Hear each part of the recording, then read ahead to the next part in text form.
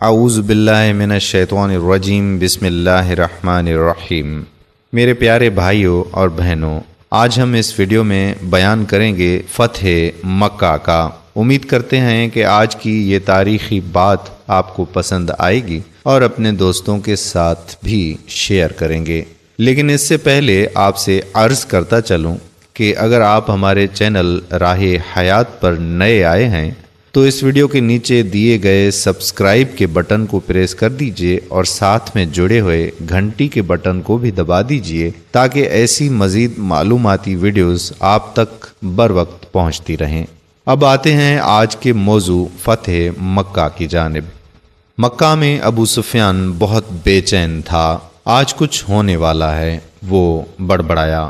اس کی نظر آسمان کی طرف بار بار اٹھ رہی تھی۔ اس کی بیوی ہندا نے، جس نے حضرت امیر حمزہ رضی اللہ تعالی عنہ کا کلیجہ چبایا تھا، اس کی پریشانی دیکھ کر اس کے پاس آ گئی تھی۔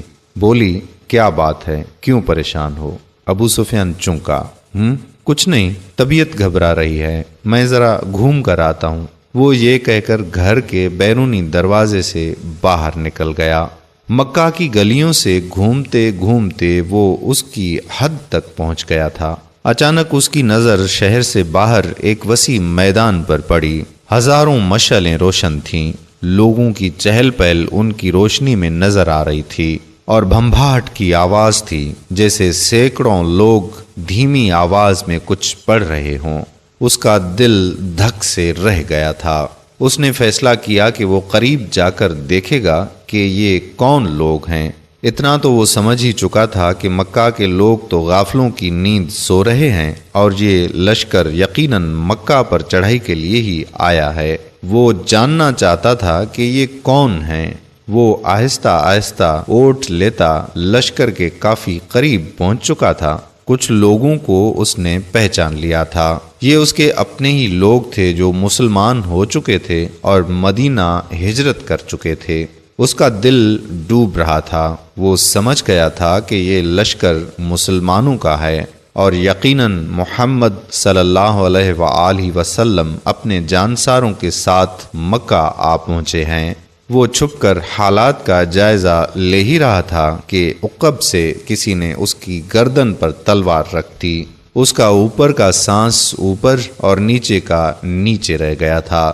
لشکر کے پہرے داروں نے اسے پکڑ لیا تھا اور اب اسے بارگاہ محمد صلی اللہ علیہ وآلہ وسلم میں لے جا رہے تھے۔ اس کا ایک ایک قدم کئی من کا ہو چکا تھا۔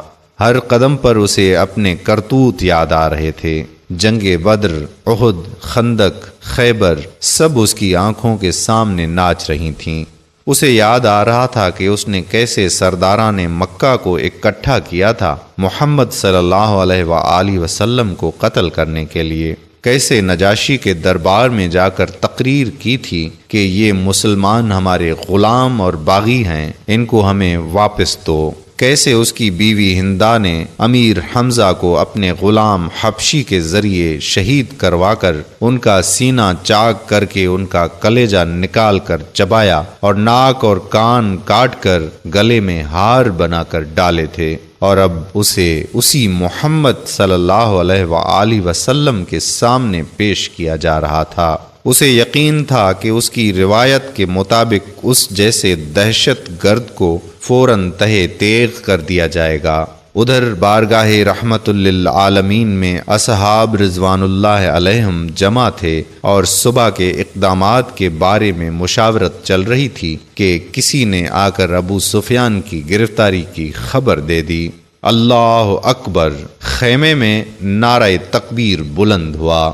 ابو سفیان کی گرفتاری ایک بہت بڑی خبر اور کامیابی تھی۔ خیمے میں موجود عمر بن خطاب رضی اللہ تعالی عنہ اٹھ کر کھڑے ہوئے اور تلوار کو میان سے نکال کر انتہائی جوش کے عالم میں بولے، اس بدبخت کو قتل کر دینا چاہیے، شروع سے ہی سارے فساد کی جڑ یہی رہا ہے۔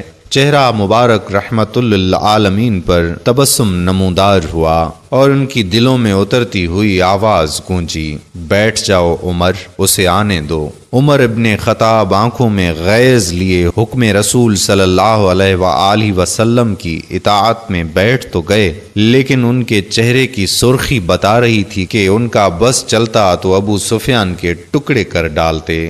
اتنے میں پہرے داروں نے بارگاہ رسالت صلی اللہ علیہ وآلہ وسلم میں حاضر ہونے کی اجازت چاہی۔ اجازت ملنے پر ابو سفیان کو رحمت للعالمین کے سامنے اس حال میں پیش کیا گیا کہ اس کے ہاتھ اس کے عمامے سے اس کی پشت پر بندھے ہوئے تھے، چہرے کی رنگت پیلی پڑ چکی تھی اور اس کی آنکھوں میں موت کے سائے لہرا رہے تھے۔ لبھائے رسالت معاذ صلی اللہ علیہ وآلہ وسلم واہ ہوئے اور اصحاب رضوان اللہ علیہم نے ایک عجیب جملہ سنا، اس کے ہاتھ کھول دو اور اس کو پانی پلاؤ، بیٹھ جاؤ ابو سفیان۔ ابو سفیان ہارے ہوئے جواری کی طرح گرنے کے انداز میں خیمے کے فرش پر بچھے قالین پر بیٹھ گیا۔ پانی پی کر اس کو کچھ حوصلہ ہوا تو نظر اٹھا کر خیمے میں موجود لوگوں کی طرف دیکھا۔ عمر ابن خطاب کی آنکھیں غصے سے سرخ تھیں، ابو بکر ابن قحانہ کی آنکھوں میں اس کے لیے افسوس کا تاثر تھا، عثمان بن عفان کے چہرے پر عزیز داری کی ہمدردی اور افسوس کا ملا جلا تاثر تھا، علی رضی اللہ تعالی عنہ کا چہرہ سپاٹ تھا۔ اسی طرح باقی تمام اصحاب کے چہروں کو دیکھتا دیکھتا آخر اس کی نظر محمد صلی اللہ علیہ وآلہ وسلم کے چہرے مبارک پر آ کر ٹھہر گئی، جہاں جلالت و رحمت کے خوبصورت امتزاج کے ساتھ کائنات کی خوبصورت ترین مسکراہٹ تھی۔ کہو ابو سفیان، کیسے آنا ہوا؟ ابو سفیان کے گلے میں جیسے آواز ہی نہیں رہی تھی، بہت ہمت کر کے بولا، میں اسلام قبول کرنا چاہتا ہوں۔ عمر ابن خطاب ایک بار پھر اٹھ کر کھڑے ہوئے، یا رسول اللہ صلی اللہ علیہ وآلہ وسلم، یہ شخص مکاری کر رہا ہے، جان بچانے کے لیے اسلام قبول کرنا چاہتا ہے، مجھے اجازت دیجیے میں آج اس دشمن ازلی کا خاتمہ کر ہی دوں۔ ان کے منہ سے کف جاری تھا۔ بیٹھ جاؤ عمر۔ رسالت معاذ صلی اللہ علیہ وآلہ وسلم نے نرمی سے پھر فرمایا، بولو ابو سفیان، کیا تم واقعی اسلام قبول کرنا چاہتے ہو؟ جی یا رسول اللہ صلی اللہ علیہ وآلہ وسلم، میں اسلام قبول کرنا چاہتا ہوں۔ میں سمجھ گیا ہوں کہ آپ اور آپ کا دین بھی سچا ہے اور آپ کا خدا بھی سچا ہے، اس کا وعدہ پورا ہوا۔ میں جان گیا ہوں کہ صبح مکہ کو فتح ہونے سے کوئی نہیں بچا سکے گا۔ چہرہ رسالت معاذ صلی اللہ علیہ وآلہ وسلم پر مسکراہٹ پھیلی۔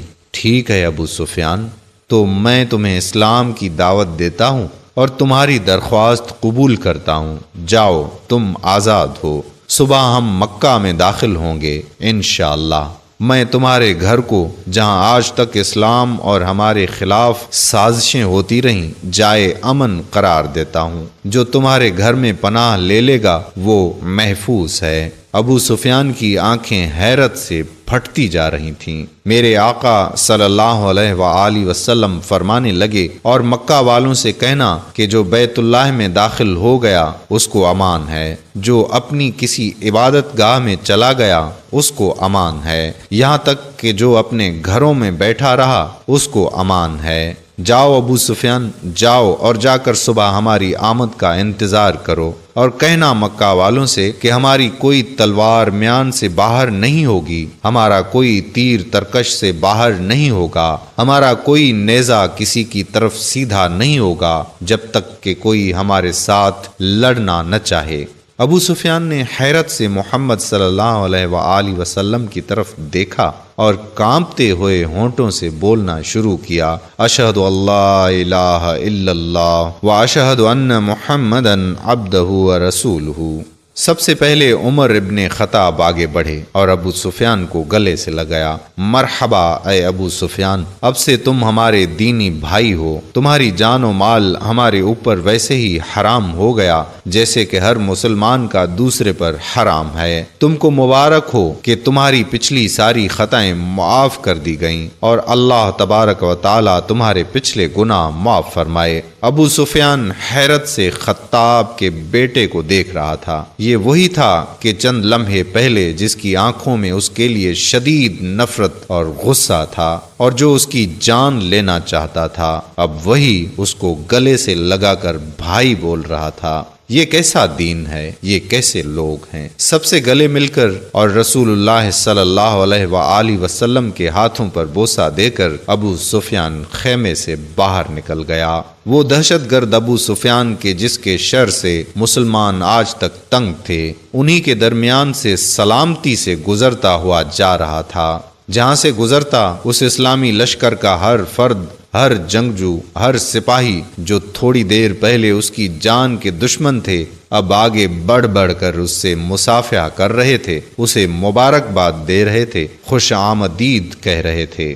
اگلے دن مکہ شہر کی حد پر جو لوگ کھڑے تھے ان میں سب سے نمایاں ابو سفیان تھے۔ مسلمانوں کا لشکر مکۃ المکرمہ میں داخل ہو چکا تھا۔ کسی ایک تلوار، کسی ایک نیزے کی انی، کسی ایک تیر کی نوک پر خون کا ایک قطرہ بھی نہیں تھا۔ لشکر اسلام کو ہدایات مل چکی تھیں کہ کسی کے گھر میں داخل مت ہونا، کسی کی عبادت گاہ کو نقصان مت پہنچانا، کسی کا پیچھا مت کرنا، عورتوں اور بچوں پر ہاتھ نہ اٹھانا، کسی کا مال نہ لوٹنا۔ بلال حبشی رضی اللہ تعالی عنہ آگے آگے اعلان کرتا جا رہا تھا کہ اے مکہ والو، رسول خدا صلی اللہ علیہ وآلہ وسلم کی طرف سے آج تم سب کے لیے عام معافی کا اعلان ہے۔ کسی سے اس کے سابقہ اعمال کی باز پرس نہیں کی جائے گی۔ جو اسلام قبول کرنا چاہے وہ کر سکتا ہے، جو نہ کرنا چاہے وہ اپنے سابقہ دین پر رہ سکتا ہے۔ سب کو ان کے مذہب کے مطابق عبادت کی کھلی اجازت ہوگی۔ صرف مسجد الحرام اور اس کی حدود کے اندر بت پرستی کی اجازت نہیں ہوگی۔ کسی کا ذریعہ معاش چھینا نہیں جائے گا، کسی کو اس کی ارضی و جائیداد سے محروم نہیں کیا جائے گا۔ غیر مسلموں کے جان و مال کی حفاظت مسلمان کریں گے۔ ہندا اپنے گھر کے دروازے پر کھڑی لشکر اسلام کو گزرتے دیکھ رہی تھی۔ اس کا دل گواہی نہیں دے رہا تھا کہ حضرت حمزہ کا قتل اس کو معاف کر دیا جائے گا، لیکن ابو سفیان نے تو رات یہی کہا تھا کہ اسلام قبول کر لو، سب غلطیاں معاف ہو جائیں گی۔ بنا ظلم و تشدد، بنا خون بہائے، بنا تیر و تلوار چلائے مکہ فتح ہو چکا تھا۔ لوگ جوق در جوق آفاقی مذہب کو اختیار کرنے اور اللہ کی توحید اور رسول اللہ صلی اللہ علیہ وآلہ وسلم کی رسالت کا اقرار کرنے مسجد حرام کے صحن میں جمع ہو رہے تھے، اور تبھی مکہ والوں نے دیکھا کہ اس ہجوم میں ہندا بھی شامل تھی۔ یہ ہوا کرتا تھا اسلام، یہ تھی اس کی تعلیمات، یہ سکھایا تھا رحمت للعالمین نے۔ ہزاروں درود و سلام ہوں آپ صلی اللہ علیہ وآلہ وسلم پر۔ میرے پیارے بھائیوں اور بہنوں، امید کرتا ہوں کہ ہماری آج کی یہ ویڈیو آپ کو پسند آئی ہوگی اور اپنے مسلمان دوستوں کی رہنمائی کے لیے اس ویڈیو کو ضرور شیئر کریں گے۔ اگر آپ نے ابھی تک ہمارا یوٹیوب چینل راہ حیات سبسکرائب نہیں کیا تو ہمارے یوٹیوب چینل کو سبسکرائب کر دیجئے اور گھنٹی کے بٹن کو پریس کر دیجئے تاکہ ہم ایسی مزید معلوماتی اور دلچسپ ویڈیوز آپ تک پہنچاتے رہیں۔ اس ویڈیو کے حوالے سے آپ اگر اپنے کمنٹس لکھنا چاہتے ہیں تو ویڈیو کے نیچے دیے گئے کمنٹ باکس میں اپنے کمنٹس لکھ دیجئے تاکہ ہمیں پتہ چلے کہ ہماری محنت آپ کو کیسی لگتی ہے۔ اس طرح سے ہماری حوصلہ افزائی بھی ہوگی اور ہم مزید ایسی دلچسپ ویڈیوز آپ کے لیے بناتے رہیں گے۔ جزاک اللہ خیرہ۔ السلام علیکم ورحمۃ اللہ وبرکاتہ۔